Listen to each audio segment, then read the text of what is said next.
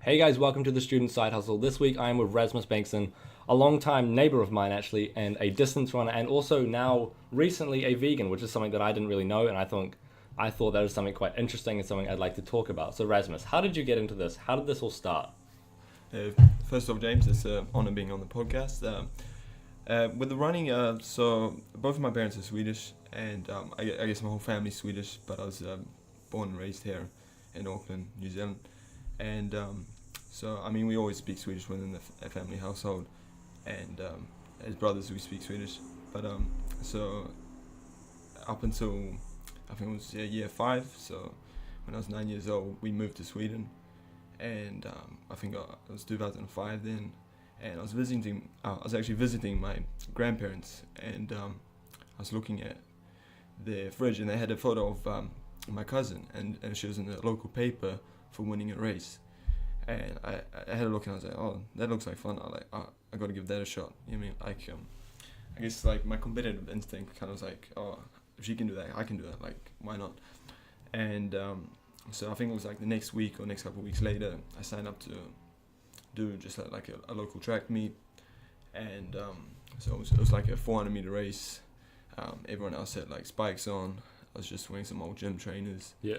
And came out there, and then I ended up winning the race by like a couple of seconds, and that's really where it all started. Like then it kind of just took off from there, and I joined the local athletics track and field team, and trained with them for the remainder of my time when I was in Sweden. So we're there for about 3.5 years, and yeah.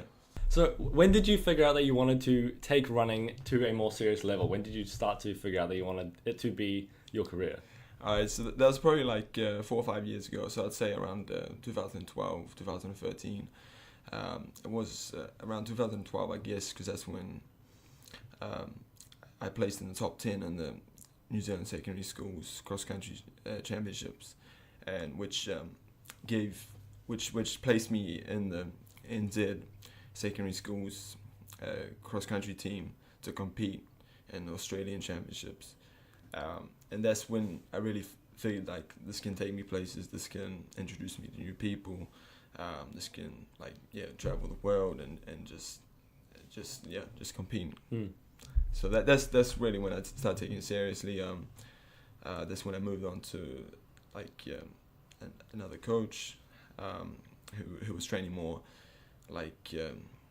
elite athletes. Yeah. And so that's really where it took off. And then now you've recently turned to veganism. How has this happened and why? Because a lot of runners, they think I know it's compared to the gym, where in the gym you're eating filthy foods, like it's not clean. Most of the people in the gym aren't eating clean foods and aren't eating like nice, generally healthy stuff. Yeah. But when it comes to running, I see more people are eating healthy, generally healthy stuff.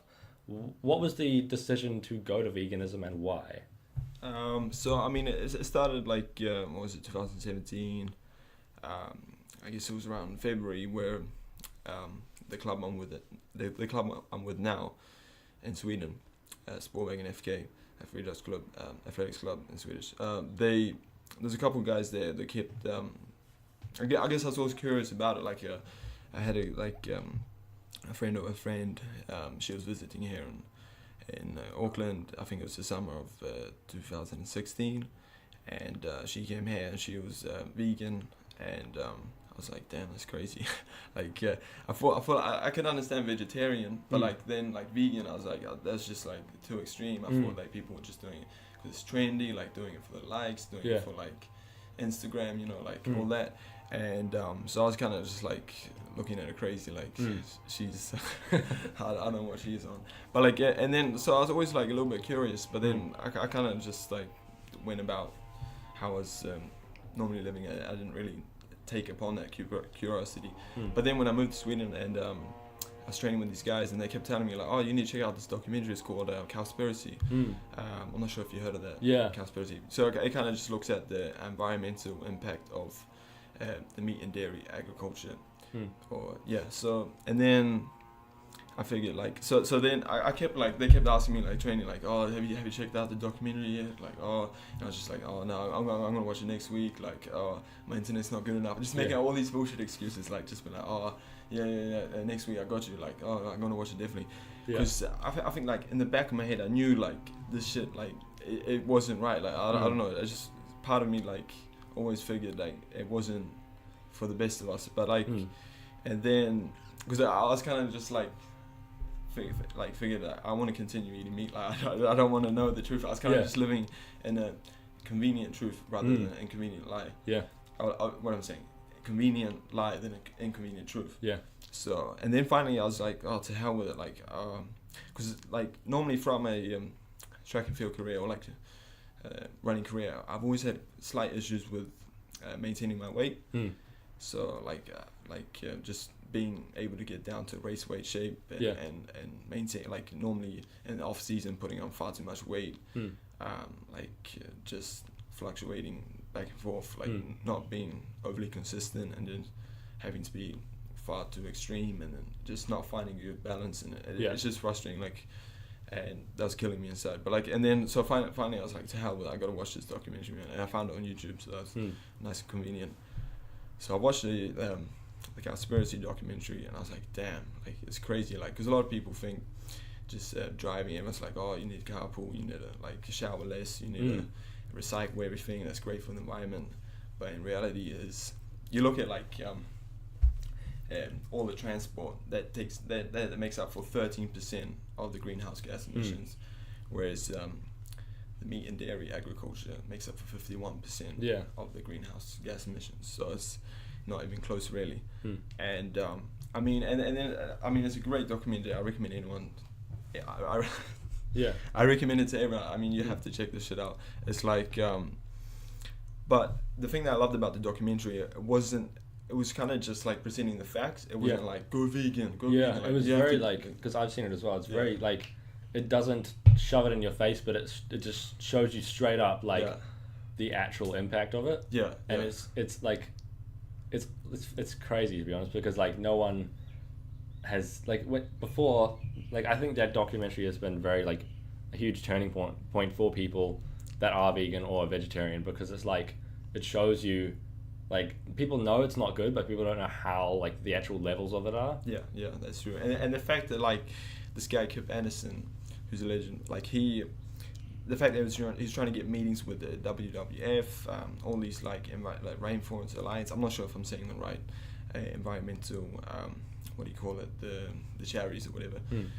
But because there's so many like in the States. But he was trying to get meetings with all these companies, and he was trying to like talk to them about the meat and dairy agriculture and its effect on the environment, and why they don't put it on the website, like just because it's the leading cause. And they were just kind of like dodging the question, just like, and it was funny because he was getting denied interviews. Like it was like just straight up like because their way of looking at it, like if they put that stuff out there for the public, because it's like a charitable organization, they're not going to get the funding, or they're not going to get the memberships, and like they're just going to disappear over time. So that was pretty alarming, and it's just like, and then, I mean, the great thing about the documentary, it looks into like just the factory farming and like the organic farming. I mean, if you want to be more environmentally friendly, when you make your decision to purchase meat, it's almost better to just buy factory farmed or like non-organic, because organic, I think, is something like for a cow, it needs at least 50 meters squared to be classified as organic. Whereas if it's factory farm, they shove as many cows in there as possible, you know. So I mean, and if everyone ate organic, I mean, there's just not enough room on the planet Earth. I mean, so it's just like almost impossible. Like maybe like 100, like 1,000, 2,000 years ago, but now it's just like 7 billion of us. Like it's just not really a thing that can happen. How has this like affected? Because the thing everyone says with veganism and vegetarianism is health. How does it affect your health? Like, you'll be lacking X, Y, and Z. Like, how do you find it has affected your health and your running? Alright, so like, and the crazy thing about, I was watching that documentary, and then it came up on the Watch Next thing on like the selection or autoplay on YouTube. So he came up with this next documentary called What the Health, and I was like, oh, what's this all about? Have you seen that? Yeah, I've seen this one too. Yeah. Yeah, and it's like so I quickly like and it said it was shot and directed or produced by the same guy, Kip Anderson, and I think this other guy called Keegan Kun. I think they both did Cowspiracy together as well. But like and then I watched that, and that was the jaw dropping stuff. Like that was when I was just like, oh man, like I kind of like that's when I was just went cold turkey pretty much, and because it's just like everything we've been told from the beginning is just a lie. Like all this like got milk, all these ad campaigns, like it's all for a reason. Because like young children, they're impressionable and they'll get consumers for life, and so that's really like that's what kind of did it for me really. That's when I was just like I literally had to pick my jaw up from the ground. It's like I was just so sad, angry. I was just but yeah. So then I was watching that, and then I was just like, oh, this is crazy. I can't believe like they don't have the best interest in for people. Like it's kind of like profits over people. So how has going vegan challenged you socially, especially because other people don't understand it a lot of the time? But how about also how has it challenged you just changing your diet and just having to go through those challenges? Yeah, so I mean, like at the start, I was kind of like, wow, like what am I gonna eat? Like, I mean, so much of my diet was just animal based. Like I'd wake up in the morning, I'd have porridge with milk, low fat milk, and then I'll have lunch, and I'll have like chicken breast with brown rice and just a little bit of broccoli on the side. Careful, don't get too much broccoli. And then for dinner, I'll have like I'll have a nice piece of steak, and then I'll have some bulgur wheat or just some sort of grain, and then I'll maybe have some tomatoes in there as well. So like so that was very heavy, like animal based, like lots of animal protein, and and I'd normally like meal prep everything like for the following week. So I'd cook up a storm, just lots of animal products. But from then but I guess like so like it wasn't that difficult once I knew all the information. I knew all the facts and then everything.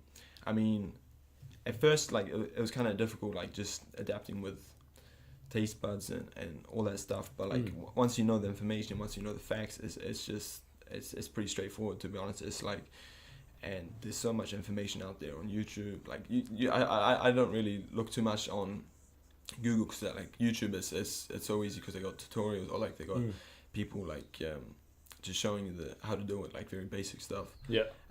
But once you get into the flow of things, like now I just find a protein source, find a grain, carbohydrate source, and then find some nice natural fats or good fats, however you want to put it, and then like a large bowl of salad. Like for instance, I'll get some for my protein source, it'll be like lentils, and then I'll have.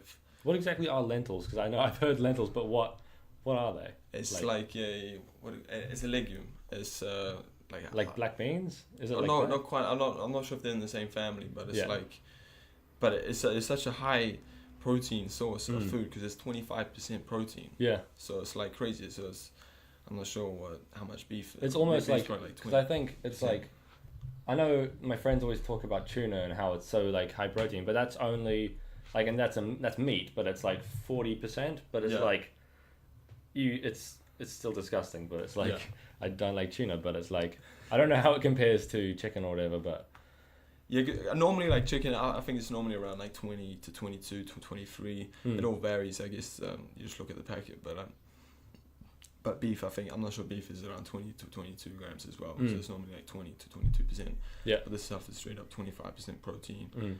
And the same with like black beans as well. But you normally have to cook them up, so that's probably like 7 grams per 100 grams. So I mean, if you have 200 grams, you've got 14 grams protein there straight away. Yeah. And so and then I have some like bulgur wheat, and I'll flavor with some turmeric and some black pepper, and then throw in some avocado. Yeah. Or if I don't have avocado, I'll have some almond butter or something like. Yeah. nut butter of some sort, and then just a large bowl of salad, like some kale, some Yeah. olives, some. Do you find it harder getting in calories now? Because I already because now my main sport is just gymming. It's just like doing that, but like a lot of the time I find getting calories in hard. Yeah. And a lot of the things I turn to is like peanut butter. Like Yeah. that's like my number one fucking calorie source, I swear. see. No, not really. Like, I mean, I eat a lot of like nuts and seeds, but like at the same time, I probably eat like 5-6 bananas a day. Yeah. Like, 'cause I have a lot of smoothies. Yeah. And that's probably a great way to get your calories in as well. I'm not sure how many calories is in one banana. Yeah. But at the same time, I don't really count too many calories. Like, Yeah. I kind of just go based on feel, like Yeah. how I'm feeling at the time. Like if I'm hungry, if I'm like just kind of listen to the body as well and try not to overeat, undereat. Have you found, how has it affected your running in general? Because it's like, it's a complete like different change on like your body. It's like you're completely changing your fuel. It's like, it's a big change. How has it affected in the short term and also in the long term? Yeah, I mean, it's done wonders. I mean, I'm not gonna sit here and tell you like it's a magic pill, but I mean, it's definitely increased my recovery time. It's a better sleep, a better like just better recovery time, more energy, and just increase.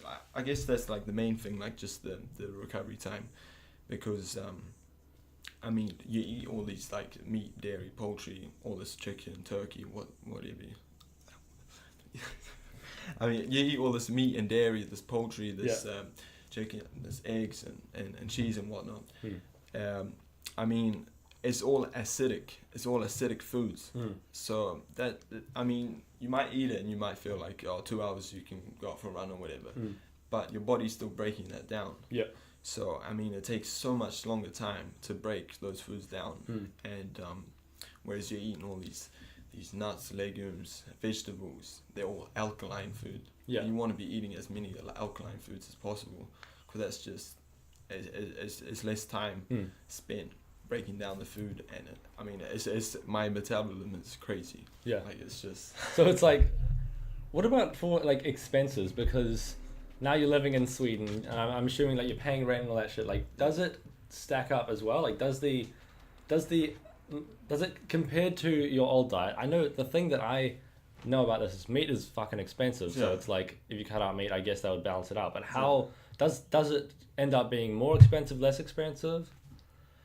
I'd probably say it's a little bit more expensive just for the fact that I'm eating probably 10 times as many vegetables now. Yeah. And I'm spending like 90% of my time when I go grocery shopping in the produce section. I'm not looking down the aisles. Like I spent this one shop that I go to, like, which is pretty much just a what do you call it, the fruit and veggie shop. Yeah. And I just spent like all my time there just looking out for the nicest paprikas.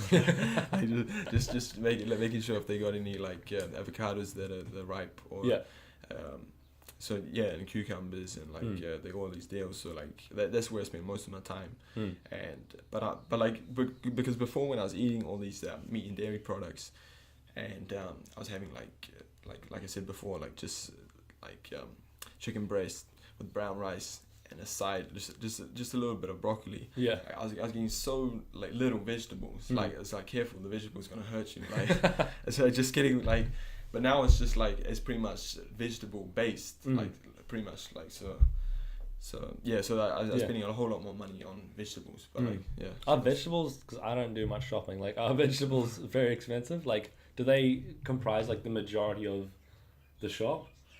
Yeah, I mean it depends. Like it depends on what's in season and what the best deals are. Like normally, like if apples on special, I'll stock up on apples. Like or if they got like a nice bag of avocados on special, I'll like especially buy avocados for that week.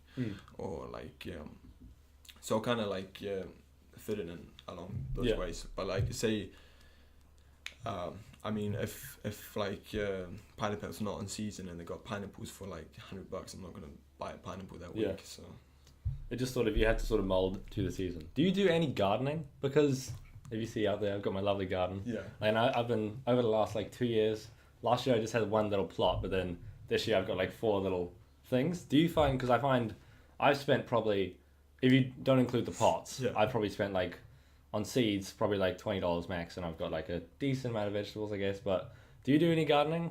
No. I mean, it's a impressive little garden. Yeah, it's a cute little garden, but yeah, like no, because that's what that's what I want to do in the future. Like when I eventually get my own joint, I just want to be able to rely on my own produce. Like I don't want to have to, like.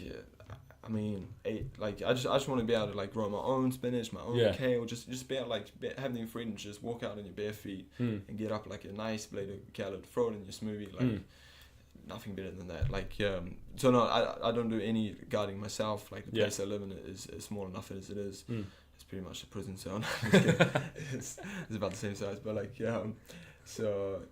And the climate in Sweden, like where I'm staying, is what's it like -6 at the moment, so it's not the best for gardening. Yeah. So it's a pretty short like gardening season. But I guess my grandma, she does quite a bit of gardening, and I find that quite fun to be around. Yeah. So now and then now when I'm back home visiting, like Mom Dukes has got quite a bit of like lettuce and all sorts going on, like basil. But like oh man, I just want to have like a massive garden. I just want to. Yeah, just have like the biggest garden. Like the thing I found with gardening is like sometimes you get some, but like I could never sustain myself off that. But mine's reasonably small, and I'm not that good at gardening. Yeah. But like I've seen, there's a lot of people on YouTube who are very good, and they know, especially with lettuce. I found lettuce, you can get so much lettuce out of like just by doing there's this thing where like you let it grow and then you just cut it and then it'll just grow again and then just like it's pretty sick. Like it's really like something I don't know why, like, it's not something that, like, most teenage dudes are, like, into, but it's, like, it's just so, because I've always been around, like, vegetables just come through the shopping market. Like, we've never had, like, a garden. Yeah. But now, like, having it actually grow in my garden, I'm like, wow. I find it amazing. Honestly, it's, like, therapeutic. It's just, like, it's just something to do. I mean, and it's, like... And just seeing like you plant your seeds and you're seeing it grow, like you're seeing it's just it's like amazing. It's honestly like it seems like magic. It's just like because it's like all you need is soil and a seed and then it just happens, and it's like it's just weird. Yeah. How have you found when it comes to running, because it's I don't know if it's a bigger sport or a smaller sport than it used to be, but it's like I don't know much about running culture when you are like a career-driven runner. How do you find it goes money-wise? Because it's like, is with the majority of like money, and if you don't want to touch on this, we don't need to touch on this. It's fine. Like, go on. So like when it comes to running, is like, do you have to do things like supplement your income with other jobs, or like is it mainly just coming from like trying to keep your expenses as low as possible, or like trying to do the like get in the big leagues and that sort of stuff? Like is the majority of earnings coming from like competitions or from like sponsors or that kind of stuff? I'll say probably like I mean depends, probably like 70% is sponsorship. Like you look at it's I mean you compared to any other sports you pretty much just only peanuts, so like you really gotta love what you do to be able to wake up every morning and go out for a run and continue the grind, you know. Like it's not if you're in it for like the financial gains, you're in the wrong sport, I'm afraid. Yeah. So, but I mean like it's a lot of sponsorship, but then I mean they got the Diamond League. I'm not sure if you heard about, but like so that's if you win the Diamond League, that's quite a bit of prize money, and it depends as well like how the funding is set up in your country. Like I'm not sure how it is here in NZ, but like. Because a lot of funding goes towards the rugby. Like 90% of the funding is not rugby, and then all these other minor sports get 10% to share. Yeah. But like, but Sweden, like, I think they got quite a good system there with like the funding and whatnot. Like they pay for like training camps and whatnot once you get to the next level, like the elite level, or once you start representing Sweden at like European Championships or just all these. Do you find like? Because I don't know, as I haven't seen you in like 2 years, like 2, 3, 4 years. I don't know how long it's been, but how has like getting into the big leagues gone? Because it's like for some people, like when a lot of regular people look at the Olympics, they think, "Holy crap, I could never do anything like that." Like, or they look at anything sporting wise, they just think, "Wow, it's crazy." Like, but do you find the more you do it, the more you sort of think, "Hey, it's possible," sort of thing? Like, sort of think less about it being this crazy thing, but think more about the people who are doing it are also similar people. They're just people. Yeah. I'm trained like the same, like club I'm training with. The guy. He's actually 1 year younger than me. Kalle Berglund. He ran the world champs, this 2017 world champs in London, and he made it to the semi-finals. And he was running up against Nick Willis in the same heat. Yeah. But he was just a couple of seconds shy of going to the finals. Yeah. And he's born 96, so he's 1 year younger than me, which is crazy. Like, but he's just a regular old dude when we were in training. So it's just like, So I mean, it's all about consistency, really. It's just waking up every morning, ticking all the boxes. It's just it's nothing too like crazy. I mean, it's like he's pretty much doing the same. I mean, he's doing a little bit more training, but he's pretty much doing the same training that we've been doing, with just a little bit more increased volume. Yeah. Because he's at a higher level. Yeah. Than we are right now, or like the guys who are not quite there yet. But like, yeah. So I mean, it's just consistency. I mean, nothing happens overnight. I mean, this is 2005, was it now 2018, 13 years strong. But like, it's just, and having that like tunnel vision, or just having those goals set, just ticking them off year by year, and just making sure you're improving. That's the key thing. I figure, like, because once you see you're improving, you're moving in the right direction. So, like, it's just consistency. Yeah, because it's quite a sport where it's like, you can take the time to just sort of even just wind up, because like, how old is Nick Willis? He's like 37 or something. Like, he's about 32, 33. Yeah, like he's decently old. Yeah. And it's like, but he's definitely done a lot in his career. But it's like, What about when it comes to training for running? What are the main things that you think you need to focus on and need to keep as important? Like the main things that make say, I don't know if you've read the 80-20 rule. It's a book. It's about how 80% of it's like 20% of the work you do gives back 80% of the results, and then 20% gives back, or 80% gives back 20%, sort of thing. Like there is this 20% that is the most beneficial. What would you say is your 20% for running? So, I mean, wait, you're saying like the 80% is like all the grind and hard work, and the 20% is what you reap and harvest. Sort of like what is the out of all the work you do, say there's 100%, there's a chunk of work you do. Yeah. What 20% of that would be the most beneficial and the most important? Like, if you could only pick 20% of it, what would you sort of pick?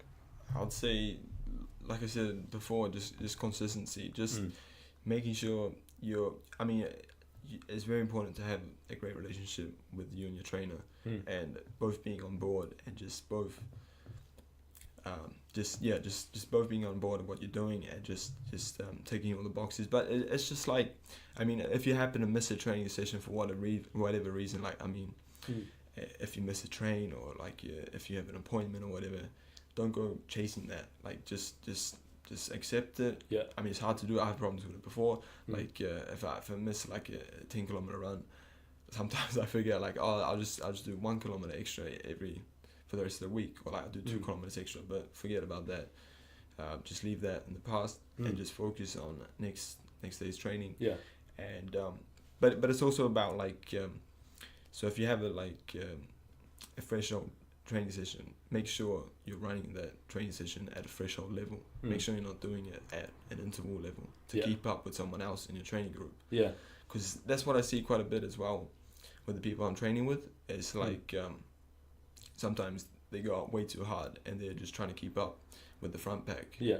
With all these elite guys. Yeah. And then you see them at the race meets, and it doesn't quite translate. Yeah. So, I mean, it's just kind of like staying in your own lane. It's just like, what your threshold level is at, stay at that level. And then when it comes to interval, stay at the interval level. And when it comes to the long run, don't go out there and do like sub 4 minute Ks. Yeah. Because the long run is kind of just time spent on your feet. It's kind of like to let the body recover after a long week's training. Yeah. So it's kind of just spending time on your feet, and just Can you explain the concept of a long run? Because for weightlifting, we have deload weeks. So we have a week where we go and we do the same lifts we're doing, exactly how we're doing them. Maybe we take a few accessory lifts sort of off, but then we reduce the weight to like 60% or like way lower. What is the concept of a long run, and what does it do?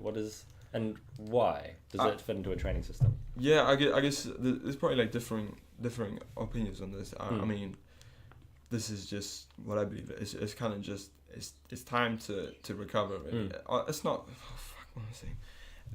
There's differing opinions on the long run, but the way I see it is just time spent on your feet, and nothing too fast, but just time spent on your feet. Really, it's just a long run. But I mean, because I mean, if you're out there hitting like sub 4 minute Ks, you're just putting a whole lot of stress on your body for a longer period of time, which actually can lead to injury. Which I've actually lived that myself earlier in the year, or like earlier. I can't say last year. Where I did like I think it was like a 25 or 26 kilometer run. I was doing like sub 4:10, which for some people there's nothing. That's like a walk in the park. Like some people actually can't maintain that for that long period of time. But if you compare it to my normal runs, which are around 4 minute 30 Ks, there's quite a big difference there. And doing that for 25, 26 kilometers, it just put a whole lot of stress on my Achilles. And so I started getting problems with my Achilles the following days. And so I mean it didn't end up being too serious. Like I just put these heel inserts into my shoes, and I saw physio and got some needle treatment and whatnot. And so kind of with the heel inserts, it kind of helped to relieve the pressure and all that. So but it was learned the hard way, kind of. It's definitely like, because for me, whenever I get an injury, the main thing I do is I just back off everything. Like, how do you find dealing with injuries, and how do you go about dealing with injuries and running? Because it's like say for instance, with running, it's like you are doing the exact same thing. You can't really run in a different way. Like you can't just run on one leg or something. Like you have to run. Is there ways you can deal with an injury and still get in your training, or do you just have to back off? Yeah, I mean, the best way is just to lie in bed. I'm kidding. Like the best way is, I mean, depending on the injury, like how severe it is, or like how serious, or what you have injured, like. But most of the time, it's just cross training. I mean, it's whether you're hitting the bike, whether you're hitting the what do you call it, the cross trainer, or whether you're doing swimming, or whether you're doing aqua jogging. So there's all sorts you can do. And it's kind of just maintaining that, and just and when you're doing cycling, if for that day you're meant to be doing intervals, you do the cycling, but you do it at interval levels. So you do like 3 times 10 minutes, or 10 times 3 minutes with 1 minute rest, and just to kind of get the heart rate going. I mean, it's never gonna be the same training as just normal training, regular training, but it helps you not just fall off a cliff. Much. So because it's definitely like, especially like with weightlifting, it's something you can get back quite easily. But do you find if you have to take a break from running for 1 or 2 weeks, like do you find you will drop off quite a lot? Like you'll find your fitness will decrease a lot, or do you find you're at the point where you've done it for 13 years, like your body is sort of just at this point where it knows it's gonna run, it's like doesn't decrease too much, or do you find it does decrease a lot? I mean, 1 or 2 weeks, that's kind of like the sweet spot. Like anything more than 2 weeks, that's kind of that's really, I'm not sure, but like it's like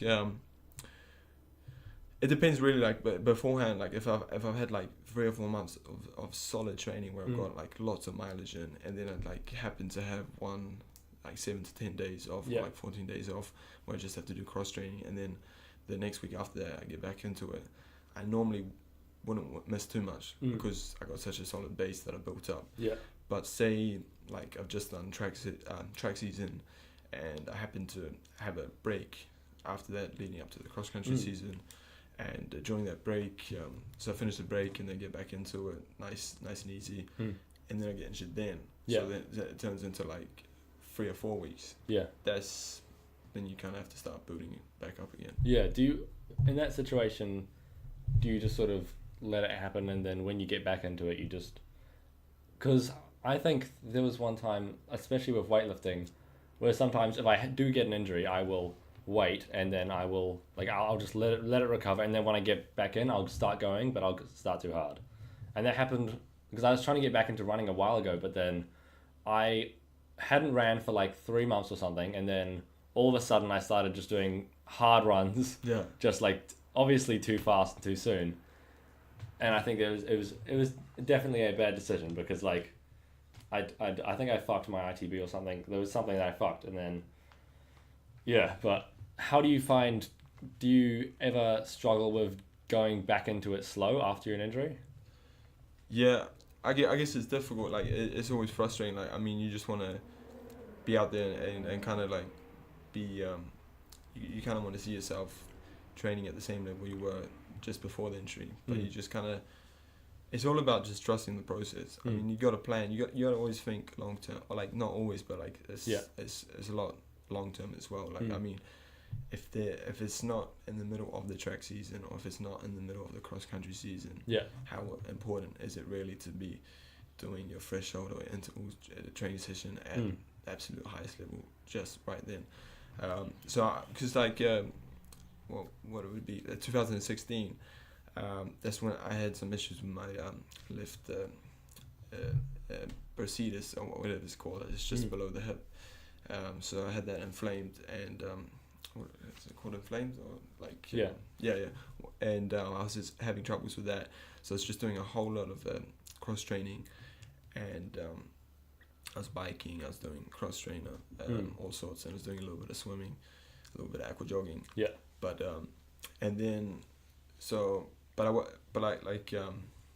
I had a okay track season. Yeah. And but then then I didn't really get a lot of training in after that before I started having issues again. Yeah.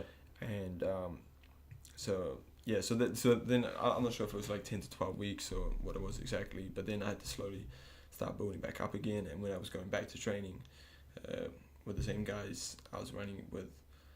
It was just like a nightmare trying to keep up with them. So I was just kind of focusing on just the long term, just getting the training done, just getting the times done, and just ticking the boxes. Yeah. But slowly but surely, getting there. Yeah, and sort of month just after month. Staying in your, like when you are running with those guys who haven't had to get over an injury at that time, like do you just sort of have to stay in your own bubble and just sort of go through it and then just accept that you will be slow at this point, sort of? Yeah. That's most definitely, and it's just just thinking about the long term, just thinking about the upcoming track season. Yeah. So how, generally in a day, how do you structure your general meals as a vegan? Because it's like something that a lot of people, like, because I've been thinking a lot about either going vegetarian or vegan, but the main thing that is holding me back is just, mum cooks dinner, like, and I don't want to be like, oh, I'm going to have this on my own thing. And I can't afford to be like buy my own food and shit, but like, how do you go about structuring your meals up throughout the day? So like a regular day would look like, so say like just say a Tuesday where I have what's on a Tuesday? It's fresh shoulder training. So it's like a tempo run. In the morning, I'd get up and do my morning run, which is anything from 7 to 10 kilometers. I'll do that. I'll wake up straight away and do that. I'll do like a fasted run, so I won't drink or eat. I'll get up in the morning and have a glass of what do you call it? Lemon water. 2 glasses, 500 ml, and then I'll head out and I'll get back. Would that be every day? Yeah, I'll just most days when I have like a easy run in the morning. Yeah. Because I find like it's just it's so frustrating, like having to get up and eat and then wait for the food to process and then you have to visit the bathroom a couple of times and then you gotta head out again. It just takes so much more longer time, and plus like you don't really need like all this food in your system, like just for an easy 7 to 10 kilometer run, even up to like 12 kilometers I reckon, and it just helps build mental strength. Like in the beginning I was dying, I was like, oh shit, I need something to eat, man. But over the times I've been doing it for like 2 years now, and it's just I feel like it's a walk in the park, really. But it's just developed over time, and I guess it just feels mental as well, like just building that mental strength on top of things. But so I'll do that, and then I'll get back and I'll have like a large bowl of oatmeal, and I'll throw in all sorts. I might have some peanut butter, I might have a banana on there, I might have some frozen berries, I might throw some nuts and seeds on there as well, and I might have a smoothie with that as well, so I'll throw a banana, half a banana or banana. And I'll have that with frozen berries, throw some dates in there, and then I'll throw some kale, and I'll blend it all up, and I'll have that as my breakfast. So that might be like 8, 9 o'clock.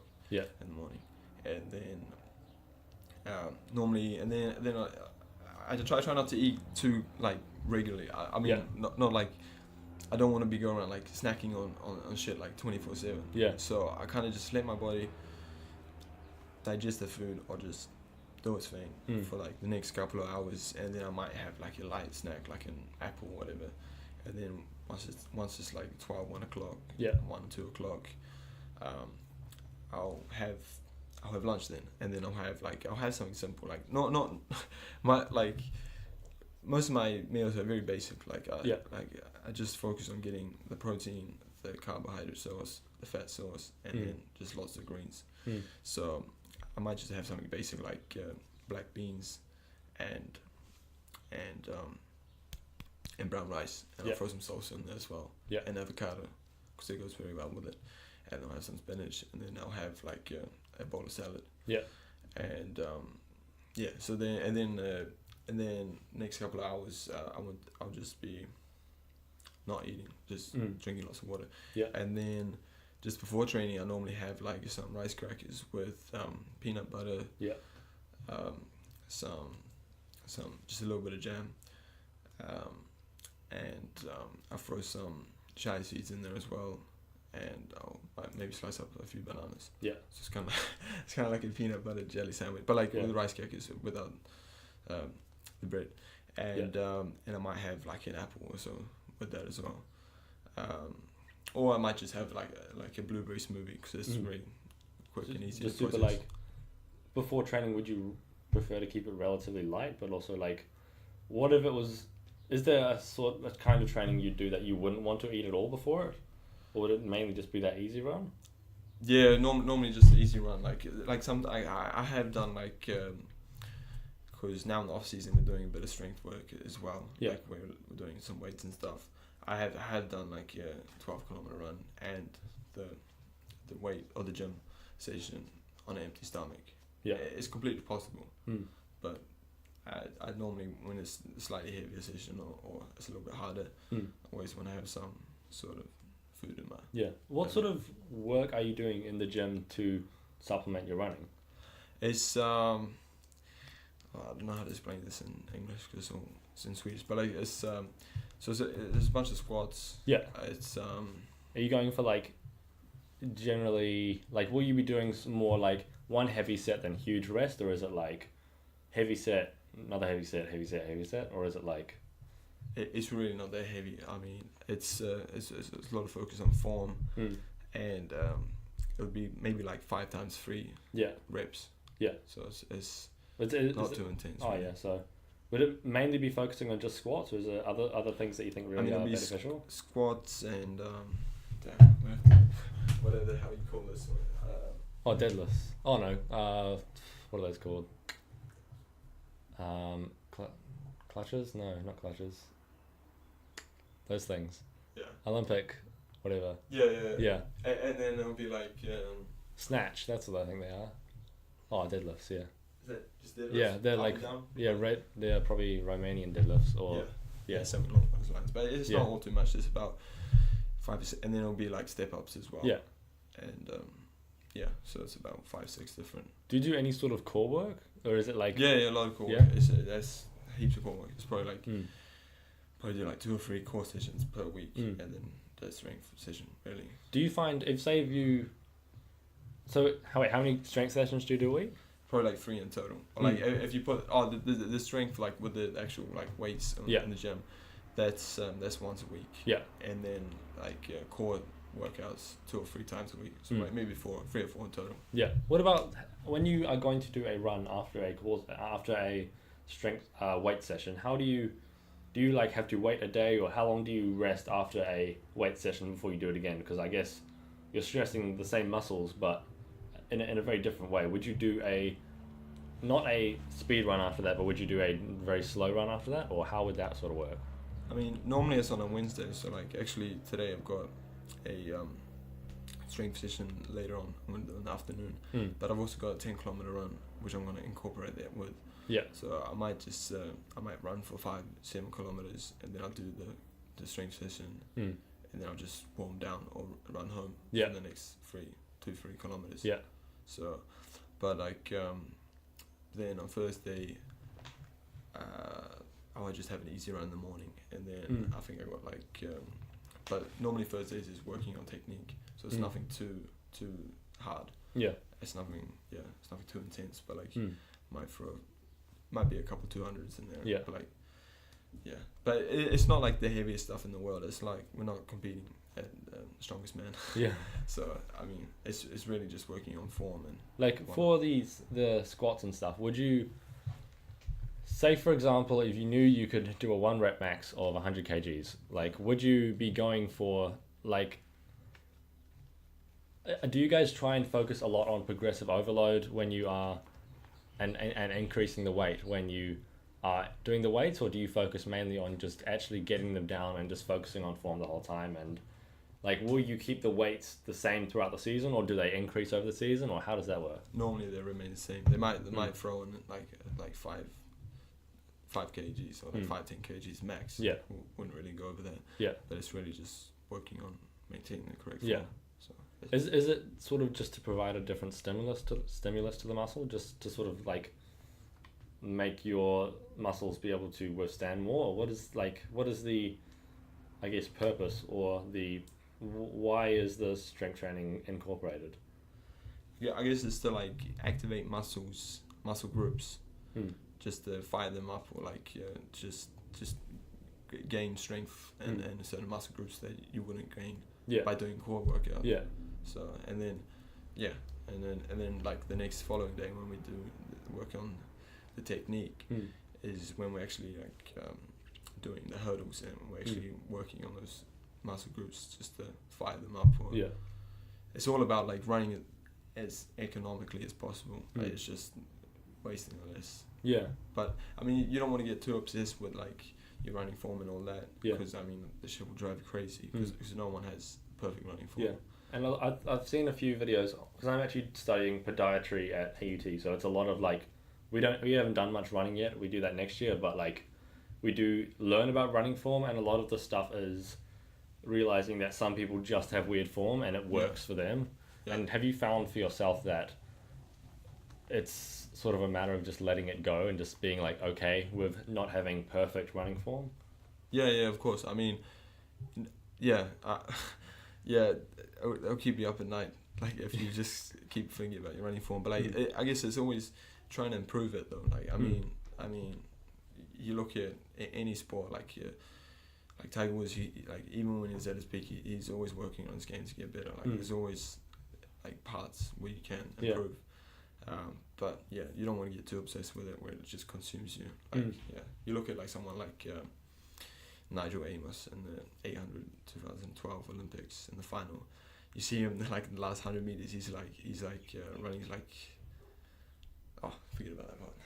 But he's running like a madman. He's like running like with just like he's about to fall crazy over. Form. Yeah, just crazy form. Completely abnormal. And is that just the way he runs, or? Sorry, and then you look at someone like David Rudisha, who's got the most brilliant form ever. Like I think it's just so powerful, but like, I'm not sure if he'd be able to maintain that same form if he were to run like a 1500 or 5k. But it's just. Does he run 800? Yeah. Was he the guy who won it this year? No. He's the current world record holder. So he's 140, which he did in London. Oh yeah, so. Sweet as. Oh, I guess last year, 2 years ago. How about when it comes to music and podcasts and audiobooks during workouts? We touched on it before when we weren't recording, but when would you listen to anything while running, and would you ever? Would there be a place for it? Like, because a lot of people, when they run, they want to listen to music to distract themselves from the pain of running, you know, like all that stuff. But I feel like you'd get to a point, like, for me in the gym, I will always listen to music just because I don't want to hear other people grunting and all that shit. Like, I don't want to hear other people in the gym. But for running, do you ever listen to anything while running, or? Nothing at all. Zero. Like, I just find, I mean, you can't race with your iPhone or your iPod. Like, why the fuck should you train like that? I mean, I don't know. I just find it pointless. I mean, if you're trying to get fit, like, if you're not like at that elite level, if you're just trying to like maintain or something to motivate you, or power to you. Yeah. But if you're starting to get to that level where you're like doing lots of training, or like you're nearly at that elite level, I just don't see the point. Like, cause you can't fucking race with that shit. You can't like just wait. I just need to turn on this track before we start the race. Like, I don't know. And I just feel like I have like run with my iPod previously, but that was like 8-9 years ago, and sometimes like you just have it on shuffle and you come across like an Eminem song, and you'll just be like hooning down the street, like 'cause he's so fired up, like 'cause he's talking about killing his mother. I don't know, like, yeah, Eminem, like, but like it's crazy, but like so no, I don't at all. Like I just because it can take you out of that like steady rhythm sort of thing. Yeah, and also like I like to enjoy music, like and if I'm constantly always listening to music, I just don't find it as enjoyable. Like I don't know, like I just and kind of just going for a run or just going for a long run or whatever. Yeah, that's kind of it's therapeutic for me. It's just kind of just being at one with nature or wherever. Yeah, and just do you generally like just going for different terrains? Do you try and mix it up by going like example for a bush run here, or like do you mainly focus on like road running, or do you find it sort of irrelevant? I mean, it's great to mix it up, but like personally, like if I could choose, I'll just run trails because it's so much easier and nicer on the joints, and it's way more enjoyable just running, like having to be concerned about getting hit by a car or like just having to like have the eyes in the back of your head, like, and you can just relax and just focus on your run, you know. Yeah.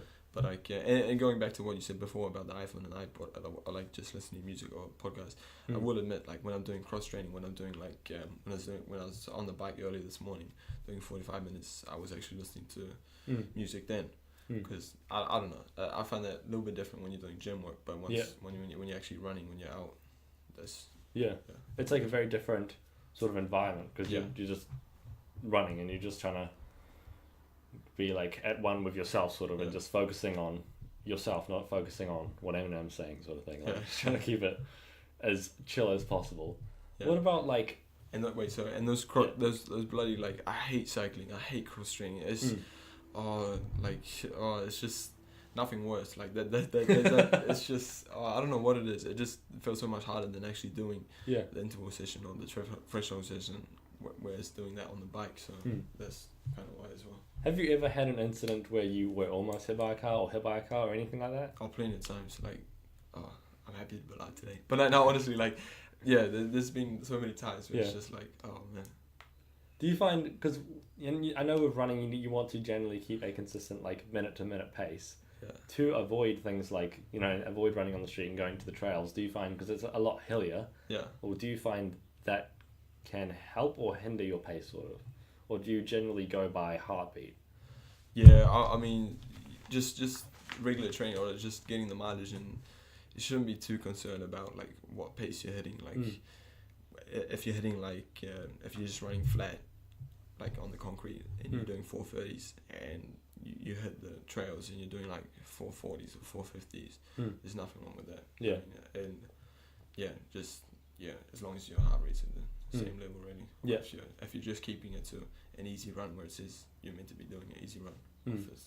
Do you ever chuck, like, say for example, if you had a like 21 kilometer run scheduled in your training program, would you ever go and just do a half marathon just to have a fun training session sort of thing, or just generally stick to just racing when you are racing? Just racing when I'm racing. I mean, I see where you're coming from. I guess just to see, I wonder what I could do the half marathon. Sort of like, but also like just like, not even to race it, sort of just to do it. Just like if you just want to do it because it's like, it just happens to be there. Like, would you, say if you're living at this place and then there's a half marathon like 2 blocks away, and it's just like, it's starting tomorrow, like, and you have a 21 kilometer thing scheduled, would you go and do that, or do you think it could be negative or too like? I think no, I don't see the point really. I understand like why, like you always want to see what you can do, like what time, and I mean it working nicely with the training, but it would kind of compromise your training, like all the work you've done throughout the week, and you do this super hard, or like if you just do this half marathon, your training on Monday is going to be affected, your training on Tuesday is going to be affected, and your coach is going to be like, what the fuck? Yeah, I guess you do want to keep it very like steady and just continue doing similar stimulus stuff because I guess you don't know what the half marathon will include. Sort Yeah, of. yeah. And I guess, but if you're actually training for half marathon, if you're doing that very long distance Hmm. running, it might be a good idea actually. Like it might be, might just say, hey coach, what do you think about just running this at a threshold level, or just above my threshold level, and see how that feels. So I mean, it's different training though. Like yeah, how do you find working with a coach? Because it's like, it's hard. Because I don't work with a coach for anything I do or like anything like that. The closest I'd have to that is like my university tutor, but it's like, it's a very like running is a very thing. It's a very like, it's a sport where you need to know your body, and it's like it's hard for them to gauge how your body's feeling. How do you express that, and how do you work with a coach when it's such a like, it's so like tuned to your body? yeah. So I mean, I think it comes back to having like a good, true, healthy, open relationship with your coach. So like every time, if you miss a training run, you say you miss a training run. So he knows like, because if you say you do that training run and you haven't done it, or if you've if you've caught up on that training run and run like 3 training sessions instead of 2. And then the next day when you do like a harder session and you're completely like exhausted, and he's gonna be like, what the hell, man, you only did 2 sessions yesterday when you actually did 3. So it's all about like having an open, healthy relationship, and just like, because it's not going to benefit anyone if you're lying to yourself and you're lying to your coach. So I mean, and then like just being honest as well. Like if you say like, oh coach, I feel like shit today, like then he might, like if you're doing like 10 times 200, he might just say, oh do 5 to 6 or just increase the rest. And he'll just aim for 35, but if he can't do 40 minutes of fresh off, for example. But and it always it does come back to like just listening to your body, because only you know your body. So it's nothing wrong with taking a day off here and there where you feel completely exhausted, or you feel like you're not recovering at the speed that your coach is expecting. What would be a marker or like a symptom of I guess overtraining, or like knowing when you need to take a day off? How do you know when you do need to take a day off? Because for me it's either like my back is hurting, or like my wrists feel like shit, or if I generally just aren't hitting weights that I can normally hit relatively easy. But what would it be for you? How do you know when you do need to take a rest day? I mean, to be honest, like I haven't actually taken it's been such a long time ago where I've actually said to myself like, shit, I need to take a day off today. But because normally like every week I train 6 times a week, or like probably like 13 times if you include all the like training sessions, all like gym sessions, and the sessions where I do 2 a days. But like I would always have Friday or Monday off to just let the body recover. I mean, normally like just recently it's been more Mondays, because like after a big weekend, just let the body give it like a whole day to recover for Tuesday, or like previously it's been Friday, just to let the body recover for a big weekend ahead. So I mean, I feel like people feel like they have to train 7 times like every day. Whereas it's probably more beneficial to give your day a full 24 hours or whatever, just to recover. I feel definitely like that's something I struggle with a lot, is actually having those forced rest days, because it's like it's gotten to the point in the gym where it doesn't feel like I need motivation to get in there. It's just like I just like going. And I feel like for you it's been way longer than that. I've been going to the gym for like a year or 2 years, and it's like it doesn't have any pushback, but for you it must be like even less pushback. I don't know if there is or not, but like, do you find it's hard to take those rest days sometimes?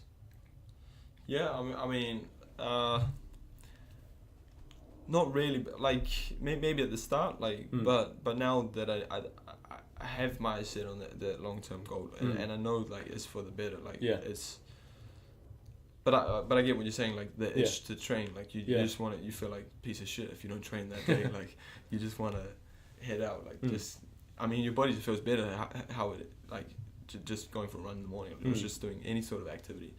I mean, there's been studies showing that like it increases mental focus and whatnot. So, but I guess you could like do stuff like core work, which is when you're not putting like any Yeah. stress on your like your joints and stuff. Really, Yeah. if you're just doing like setups and basic stuff like that, or you're doing like core planks and stuff like that. So I guess you could do that, but Yeah, because definitely like for me, I find I don't know. I just like I would like to take rest days more, but I think that's something I need to focus on more because it's like I find it is just the best way to start my day and then have everything else go productively. Yeah. Like, because I find if I get up at 5, gym until like 6 or 6:30, like I'm gonna have a much more productive day than if I don't. And if I just get up at 7 and then I'm like, okay, cool, start the day. It's like, next. yeah, and I just feel like definitely for weightlifting, I feel like there's a lot more ways you can like cross train because like for you it's like you can only like you can do cardio, but it's like if you want to do weights instead, then it's like that's probably even more stress on your joints. Yeah. And it's like for weights, it's like if I go and do cardio, that's like it's pretty relaxing for my joints and it's like pretty good. What about when it comes to social pushback or like social difficulty when it comes to things like 1, going vegan, and 2, running 6-7 days a week? And like generally I don't know if you like go out and party still, like all that kind of stuff, or if you like hit the town, stuff like that, but it's like how does that affect it sort of, because it's like it's a very good, it's a sport where you need to stay healthy. And how do you find like one will first touch on running. How do you find running affects your social life? Well, to be honest, I don't really have much of a social life. Like, but I couldn't really give a fuck either. Like, I don't know. So a lot of people like they're so concerned with like catching up with every man and their dog. Like they just they like just making sure they don't miss out on like the Wednesday night like drinks and stuff. But I mean, if I'm training twice a day, like every day, and like I'm preparing my own food and just making sure I'm eating right, getting enough for recovery, having like power naps and stuff. Yeah, there's gonna be very little time just to hang out. Yeah, and just wait on other people and whatnot. So, but I mean, I will go see a movie with a mate here and there, like, but yeah, I mean, it's very like I've found ever since I've been doing stuff like the gym and like this podcast and like uni, it's like this year has been very full on, and it's like friends are very fun and like it's cool, but it's like it gets to the point where it almost feels like a commitment that I don't want to take. Yeah, like it's so like it's just something like I enjoy that kind of stuff, but it's like it gets to the point where it's almost like I don't want to, like I've struggled a lot this year with well, I guess last year with even being social, because it's like at times I will hold being productive over being social. Yeah, just because like I don't see any immediate benefit from going and like going to a party, or like whenever my friends are like, hey, come hit town, and I'm like, nah. It's like it's definitely hard to be like to justify going and being social. Yeah. What about when it comes to being vegan and wait, so can I go back on the social aspect? But the great thing about living in Sweden, and the reason why I moved to Sweden to train and work with the best club in Sweden, track club in Sweden, is, I mean, there's such a great group of guys that, like, I mean, every like Tuesday session, like that's my social time, really, like hanging out with them, or like doing the training session with them, and then like Wednesday when we do weightlifting, or like Thursday when we do technique, like the long warm ups, and we catch up on stuff.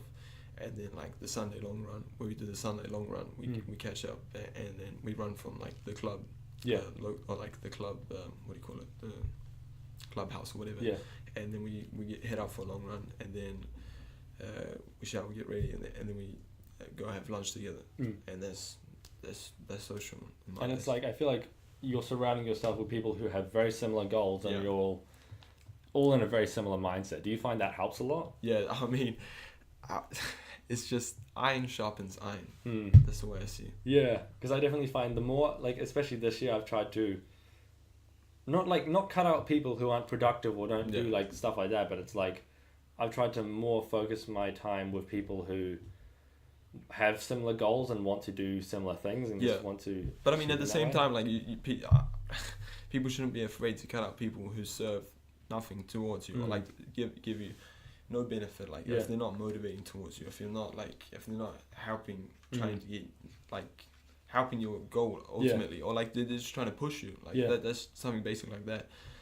So I guess people end up just trying to please everybody, and it's just not gonna work out. Yeah, like I definitely find like I've had to be a bit more like not even cutting people out, but sort of just letting them drift out, like not fighting to keep them from drifting out, because it's just so like some people, not that they don't bring anything, but it's just they don't like, they even take away, they take away from progress just because like they'll be like, hey, let's hang out, and then we end up hanging out for 6 hours, no productive conversation, no productive activities. Yeah, all bullshit. Yeah, it's just lying around doing shit all, and it's Gossip. like, yeah, it's just like pointless stuff that brings nothing to either of us, and it's just all negative for no reason. I mean, it goes back to like, I mean, it's been said 1,000 times. There's nothing new, but like you look at your 5 closest friends, other 5 closest people that you associate with. Yeah, that's really who you are. Yeah, and I find it's like so true. Even just looking at the people who I have sort of cut out and have not associated with as much, just because it's like that they do things, and the people that they're around do things that I don't want to personally do, and it's just I think you just have to sort of cross that line sometimes of just letting them fly away. But alright, like 1 hour and 11 minutes, so I might cut it off now. But that's all good. What about I'd like to touch on finally. Well, actually, 2 more questions. Yeah, you go. I got all time. Well, sweet as. So one, I'd like to touch on socially veganism. How does this? Because with your family, like you made that cheesecake, right? That was I liked that cheesecake. But my dad was like, nah, because he's just like, he's so resistant to that stuff. But then I tried it and I was like, pretty good. Like compared to a normal cheesecake, well, people don't know what the fuck I'm talking about, but it was pretty good for a cheesecake. It's like and it's like, do you find like your friends that you've seen back since you've been away for like 2 years? You've changed quite a lot. Like, how do you find seeing friends back here and even people just in Sweden? Like, how do you find veganism affects that? Because it's quite a like, almost like hippie thing to do. Like people still see it's going against the grain. Yeah, it's very different. It's very like, you're doing it for like a lot of people. If they don't have any understanding of it, they could see it as just trying to be interesting, or like trying to do something for the point of doing it, not for a sort of higher purpose. No, I guess like obviously people think you're batshit crazy, but like if you have that information, or if you have done your research and you know your sources, or like you know all this information, it's really not that difficult, because like I mean it's pretty black and white. It's not like religion where it's like it's a leap of faith, or like you like there's like 20 different religions to choose from. But like so I mean it's very black and white. It's like so. I mean, once you explain like the whole environmental aspect, because like people say like if you do a poll of like 100 people, 99 people will say they care about the environment. So it's just kind of like aligning your morals with actions. So and then people will say they care about their health, but they're putting cheeseburgers, they're putting steaks, they're putting all the stuff that's killing you, they're killing the environment. It's just I mean, and it's just completely against what their actions. Their words say that they care, but their actions say the complete opposite thing. But it's hard to get like too mad at people, because I mean they've been programmed since a very early age, and it's a tradition. Like it's just been for so many years. Like it's a $1 trillion like industry. Like it's like the 10th GDP of the world or something like that. Like if you were to put it huge. into a world, and so I mean you can't get too mad, but it's just like, and I mean. You get like the what do you call it, the typical like or not the typical, the what do you call it, the people like going what do you call it, someone the shit wait when someone is sort of just against it, or like taking the piss out of it. No the like typical vegan? No, not the typical. What's another word for typical? Like stereotypical vegan. Where it's like the very preachy vegan who goes on. But like personally, the truth is all that matters, or like that's all required. So and then people like they're strong enough, in my opinion. So like that's the way I see it. So. And you kind of just have to, like, if they're gonna do it, they'll do it on their own accord, sort of thing. Because a lot of people, the thing with veganism is a lot of them.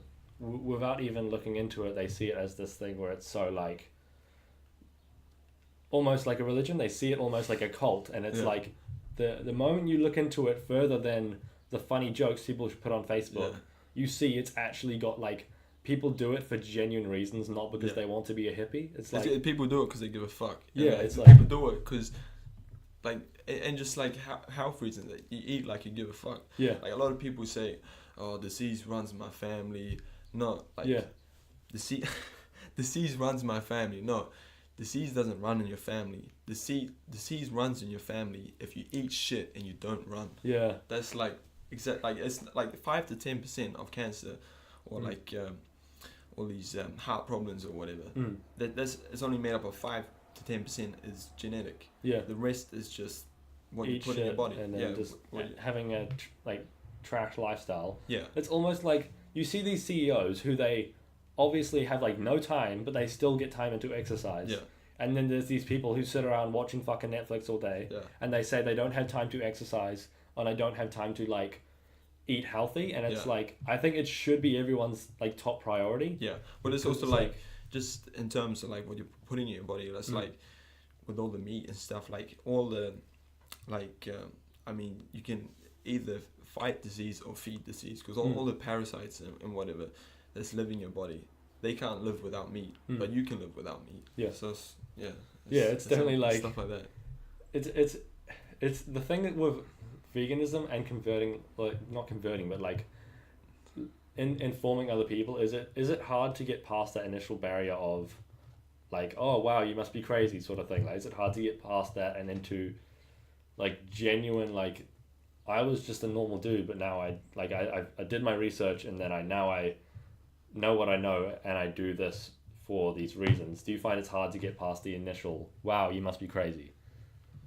Yeah, I mean, so it depends. Like some people, like they just kind of like brush it off, or like they just kind of like, oh, so this guy must be crazy. But like the people who are curious, or like the people who want to find out more, they just like it's no problem at all really. They just want to understand why. So Yeah. What, and I'll finish off with this. What would your advice be to someone who wanted to take a sport that they're quite good at? This is a young person. They're quite good at one sport. What would your advice be to them if they did want to take it to another level and take it to a career? What would you say to them? I would say just it's all about setting goals. It's like setting goals for this season, setting goals for next season, and setting goals for 5 seasons along the way. So you're constantly taking them off, or like so you're constantly making progress. So you're not just like waking up and you're like, oh, what the fuck am I doing this shit for? Like, so you're not just running around like a headless chicken. Like, so you know you have a purpose, or like why you're doing it and where it's gonna lead you to. So it's all about setting goals, and it's just having that tunnel vision, like not letting outside forces or just bullshit affect you. Yeah. And it's just, no, you can, and no, you Yeah. won't. You go watch Cowspiracy, Yeah. and then watch What the Health straight after that. Yeah. Just completely marathon it. Yeah, just go. And do your research yourself and question everything, because everything you've been taught from an early age, just because someone says it's right doesn't mean it's right. I mean, all this tradition bullshit. I mean, people, just 1865 was when slavery ended, and that was a tradition. Just because eating meat and dairy is a tradition doesn't make it right. Yeah. So yeah. Thank you guys so much for listening to this episode of the Student Side Hustle. I would appreciate so much if you would leave a review if you'd like to hear more of what I'm saying. Then I would love if you would follow me on Instagram or check out my other social media, all linked in the show notes. And again, I would just like to say thank you so much for listening. Have a wonderful evening and study hard.